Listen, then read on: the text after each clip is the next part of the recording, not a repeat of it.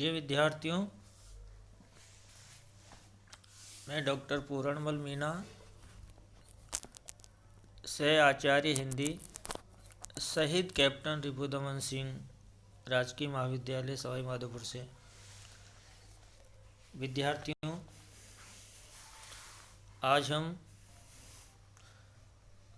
BA part प्रथम वर्ष कला हिंदी साहित्य के प्रथम प्रश्न पत्र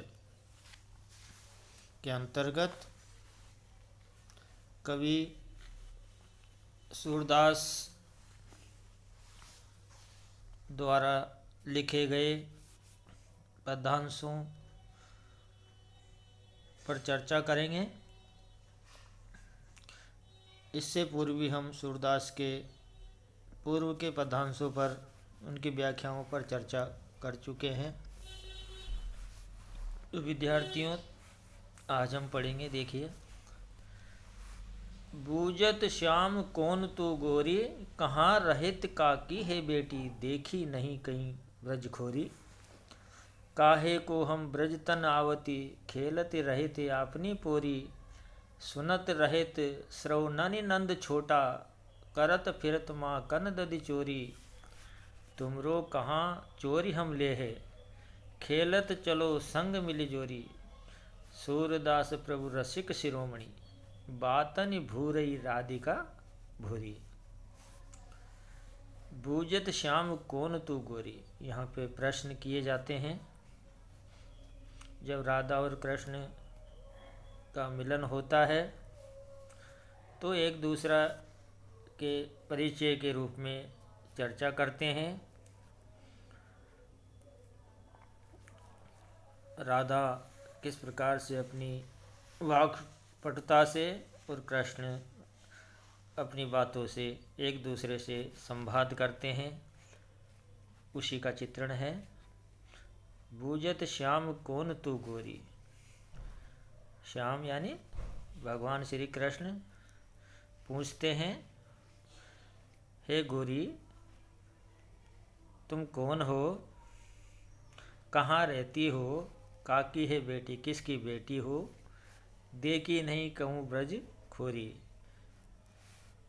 मैंने तुम्हें कभी भी ब्रज की खोरी से तात्पर्य यहाँ पे गलियों में कहीं पे भी नहीं देखा है। तो उसके बाद राधा अपना परिचय देती है और क्या कहती है, देखिए, काये को हम ब्रजतन आवती, खेलती रहती आपनी पोरी।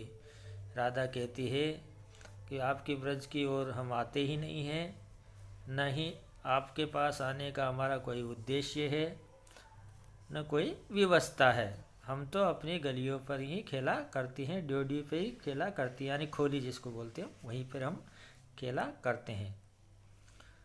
और कहते हैं, सुनत रहित सर्वनंदी नंद डोटा, करत फिरत माँ का नद चोरी। हाँ, आपके बारे में ये जरूर सुना है कि आप नंद के लड़के हो और ब्रज में जो है दूध दही की चोरी करते फिरते हो। तुमरो कहाँ चोरी हम ले है, खेलत चलो संग मिल जोरी। सूरदास प्रभु रसिक शिरोमणि, बातनि भूरई राधिका भूरी। जब राधा की बातों को सुनकर के कृष्ण किस प्रकार से जवाब देते हैं, कहते हैं कि आपका हमने क्या चुरा लिया है जो आप इस प्रकार से हमारे ऊपर चोरी का आरोप लगा रही हो। फिर कहते हैं कि अब तो आप हमारे संग खेलो, खेलने चलो। इसीलिए सूरदास जी कहते हैं, रसिकों के शिरोमणि श्री कृष्ण अपनी चतुराईपूर्ण चंचल बातों से उस भोली भाली राधिका को अपनी ओर बुला लेते हैं और उनके साथ खेलने के लिए अपनी बात को वो मनवा लेते हैं और राधा भी उसको स्वीकार कर लेती है। तो इसमें विद्यार्थियों केवल राधा और कृष्ण का जो परिचय है, दोनों के बीच का जो संवाद है, उसका वर्णन कवि सूरदास ने इसमें किया है। दोनों के बीच का अनुराग प्रेम, उसके बारे में आगे पढ़ेंगे। राधा का जो अनुराग है, तुम जानत है राधा है छोटी, चतुराई अंग अंग भरी है, पूर्ण ज्ञान न बुद्धि की बोटी, हमसो सदा दुराव कियो यही, बात कहे मुख चोटी पोटी, कबहु श्याम ते नेखुन बिचरती, किहे रहे थे हम सो हठोटी, नंद नंदन याही के बस है, विवश देख बेदी छवि चोटी, सूरदास प्रभु ये अति खोटे, ये उन्होंते अति खोटी। फिर वही वार्तालाप है दोनों के बीच का। जब सूरदास कहते हैं कि जब राधा के बारे में उनकी सहेलियाँ, उनकी गोपियाँ जो बातें करती है, उसी के बारे में यहाँ पे चित्रण किया गया है। और कहती है, एक दूसरे से जब वार्तालाप होता है गोपियों के मध्य, तो कहती है राधा तो छोटी है और उनके बारे में कोई जानकारी नहीं है। और ये भी कहा जाता है कि राधा के प्रत्येक अंग अंग में बड़ी ही चतुराई भरी हुई है। कहने का तात्पर्य है कि बहुत ही चतुर है। ऐसा लगता है मानो जैसे पूर्ण ज्ञानी है। पूर्ण ज्ञान न बुद्धि की मोटी, बुद्धि की मोटी भी नहीं मानी जा सकती उसको, कोई बालिका भी नहीं है। यानी ये कि वो पूर्ण रूप से समझदार है। इसलिए सूरदास जी कहते हैं, हमसे सदा दुराव कियो यही, बात कहे मुख चोटी पोटी। वो कहती है कि हमसे तो हमेशा इन्होंने दुराव और छिपाया ही है बातों को। ये मुख से तो चोटी की बात करती है, किंतु इसका अर्थ और ही समझा जा सकता है। और ये भी कहते हैं कि राधा कृष्ण से बिल्कुल भी तनिक मात्र भी अलग नहीं रह सकती। वो जिद्दी है, हट कर सकती है, और उसी कारण से उसके मन में दुराव की भावना रहती है। और यहाँ तक कहती है गोपियाँ कि राधा के मन की बातें हम नहीं जान पाती, केवल मात्र हमें तो नंद नंदन यहाँ के बसे, विवश दे की बदी छवि छोटी। हम तो केवल नंदन कृष्ण को अपने वश में हम कर रखा है, और यही जान सकते हैं कि वो बहुत सुंदर है और बहुत खोटे भी है। वो हमारे साथ सरल व्यवहार नहीं करते हैं, किंतु कृष्ण ही नहीं, राधा तो उनसे भी बढ़ कर के अति खोटी, बहुत ही चतुर है। तो यहाँ पे एक दूसरे के बारे में जो सीधी सादी गोपियाँ हैं, तो उसको राधा को जो है बहुत ही चतुर प्रतीत कराती है कि नारी की जो मनोवैज्ञानिक भावनाएं होती है, उसका सुंदर चित्रण इसमें कवि सूरदास ने किया है। अनुप्रास अलंकार है। अगला है लघुमान लीला। अद्भुत एक अनुपम बाग, जुगल कमल पर गजबर कीड़त, तापर सिंह करत अनुराग, हरि पर सरवर, सर पर गिरिवर, गिर पर फूले कंज पराग, रुचिर कपोत बसत, ता ऊपर अमृत फल लाग, फल पर पुहुप, पुहुप पर पल्लव, ता पर सुख पिक मृद मद काग, खंजन धनुष चंद्रमा ऊपर, ता ऊपर एक मणिधर नाग, अंग अंग प्रति और छवि, उपमा ताको करतन त्याग, सूरदास प्रभु पियो सुधारस, मानो अधरन के बड़ भाग। इसमें कवि सूरदास ने राधा के शारीरिक सौंदर्य का चित्रण किया है। उसके प्रत्येक अंगों को यहाँ पे उपमान के रूप में बताया है। तो किस प्रकार से बताया है देखिए। अद्भुत एक अनुपम बाग।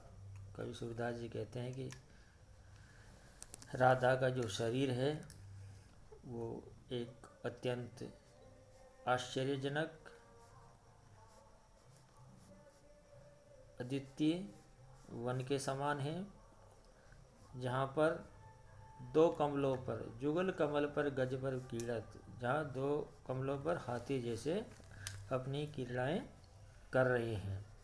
तापर सिंह करत अनुराग, और उसके ऊपर जो टाइगर होता है, शेर, वे अपना प्रेम व्यक्त कर रहा है, अनुराग की भावना व्यक्त कर रहा है।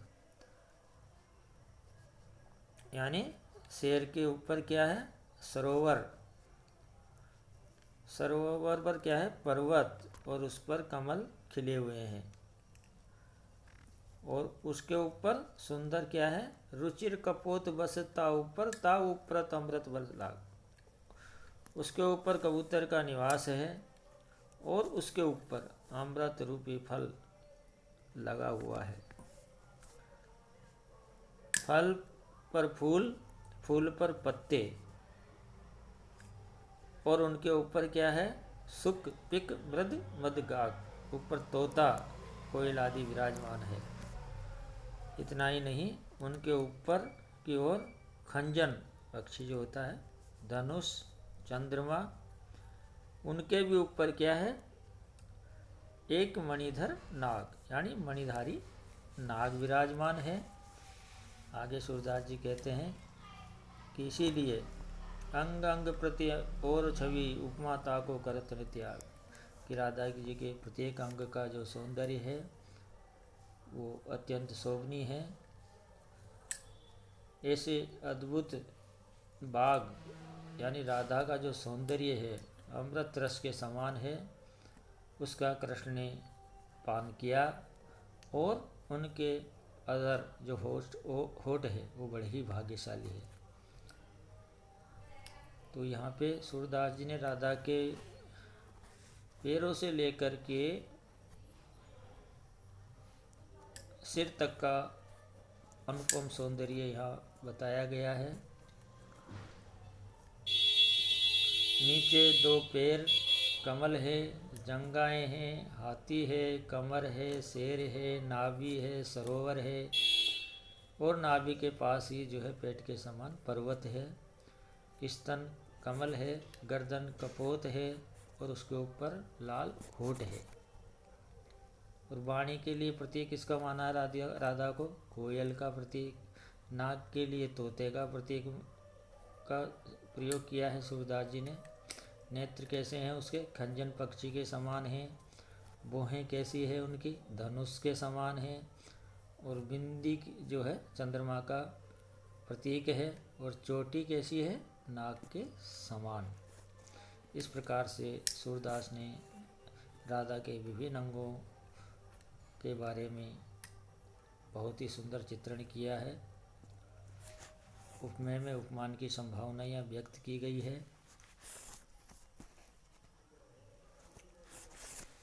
अतिशयोक्तिपूर्ण वर्णन जिसको हम कह सकते हैं।